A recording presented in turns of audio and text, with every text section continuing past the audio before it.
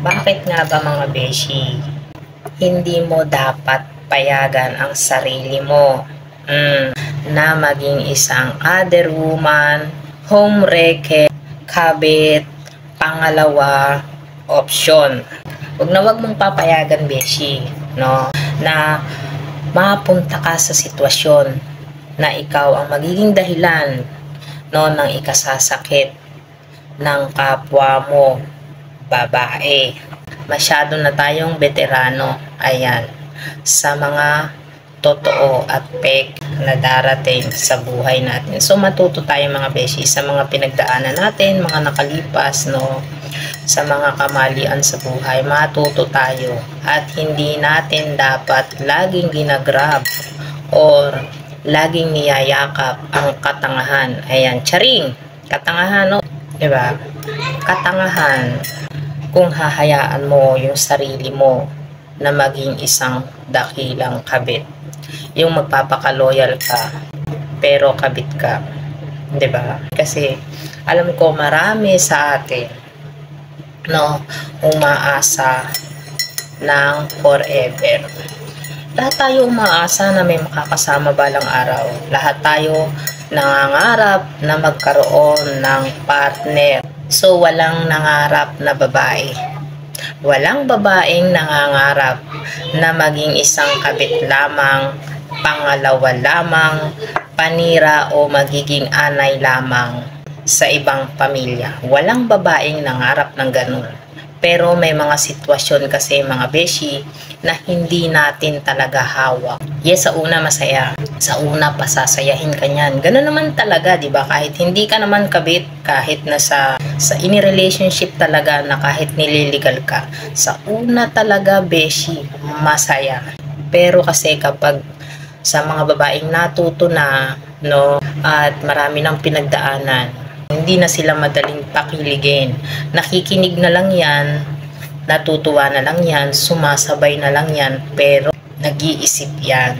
Ikaw beshi, ikaw nakabit ka ngayon, na nasa sitwasyon ka ngayon ng pagiging isang kabit, hindi ka ipagmamalaki niyan. Ikakahiya ka niyan sa mga kaibigan nyo, sa mga mutual friends, sa pamilya niya, no? Ikakahiya ka niya sa buong mundo. Hindi ka niya pwedeng i-post, i-my day man lang sa Facebook. Di ba lahat tayo deserve na ipagmalaki, lalo sa pamilya ng taong minamahal natin. Gusto natin tayo yung gagawing mundo. Di ba girls? Kayo, papayag kayo na dun pa lang, sablay na besh. Hindi ka kayang ipagmalaki ng lalaking dinadambana mo ngayon. Doon pa lang, magising ka na. So, eto pangalawa, magiging option ka lang. Option ka lang, beshi. Nakapag wala si Mrs., nakapag wala si Mr. niya, ikaw yung kakausapin o pupuntahan niya. Diba, sakit, saklap.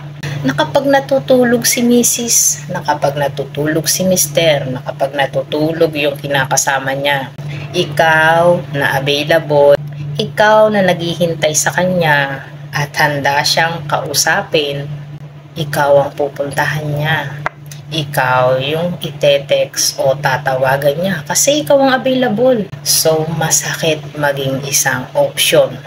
Na kapag nagtatampo siya sa asawa niya, na kapag hindi sila okay ng asawa niya, sa'yo ang takbuhan, ikaw yung magiging sandigan niya, kumbaga ikaw yung magiging panakip butas niya.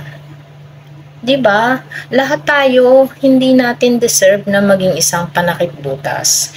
Yung hahanapin sa atin yung kakulangan nung kinakasama o asawa niya. Kasi minsan yung mga lalaki, pasasakayin ka niyan sa matatamis na salita. 'Di ba? So, kung ikaw naman, no, na babae is mahina, no, lonely, ayan, ika nga, malungkot ang buhay at biglang may pumasok na nagpasaya sa'yo ng hindi mo naman masasabing forever dahil nga may sabit. So, ikaw, papayag ka ba na magiging masaya ka ng panandalian o hahayaan mo yung sarili mo na maghintay ng tamang tao na magpapasaya talaga sa'yo. At ito, gagamitin nga ng lalaki, no? Mapa-inlove ka, mapaibig ka, para makuha yung gusto nila na fulfillment kuno. Na ikaw yung gagawing panakip butas kuno doon sa kakulangan ng kinakasama o asawa niya. Diba ang sakit nun, beshi? Gagawin ka lang panakip butas kasi may hinahanap siya sa buhay. No? Yung may kulang daw kuno dun sa asawa niya. Masakit yun, beshi, sa part na ikaw magmamahal ka muli dahil umaasa ka nga ng forever, umaasa ka na mamahalin ka pabalik. Pero palagay mo, beshi, pagmamahal ba yun? Yung may isasabay sa'yo, diba? At kung mahal ka ng lalaki na yan, most and for all, ayan, hihiwalayan niya muna yung babaeng kinakasama o lalaking asawa niya bago pumasok sa buhay mo. Kasi, 'di ba? Para saan? At magdadalawa siya. Mamamangka siya sa dalawang ilog. And parang maninimbang siya, timbangan ng katarungan, charing. Para siyang ganun, maninimbang siya kung sino yung matimbang. Ano yun kung sino yung matimbang, doon siya masaya. Pero ayaw niyang bitawan yung isa. Doon pa lang, girls, mag-isip na kayo. Wag kayong papayag na maging isang option lang. 'Di ba? Hayaan nyo na ayusin niya muna yung buhay niya. Iwan niya muna yung pwedeng masaktan bago pumasok sa buhay mo. Kasi kung mahal ka talaga ng lalaki na yan, kahit anong mangyari, kahit hindi ka pa nasusubukan yan, kaya niyang panindigan yung sinasabi niyang gusto ka niya.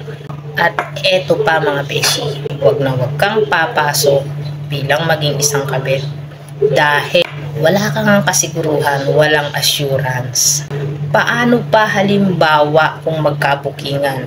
Walang baho na naitatago kailanman, 'di ba? Sisingaw at aamoy yan sa tamang panahon. Naniniwala ba kayo sa ganun? Sisingaw at sisingaw yung bahong tinatago mo, ano man ang mangyari, lalo kung nakakasakit yan ng ibang tao. And eto, kung halimbawang magkabukingan dahil nga walang assurance, no, walang kasiguruhan, hindi mo alam kung saan ang lugar mo, 'di ba? Lagi ka lang sa likuran. Lagi kang option lang.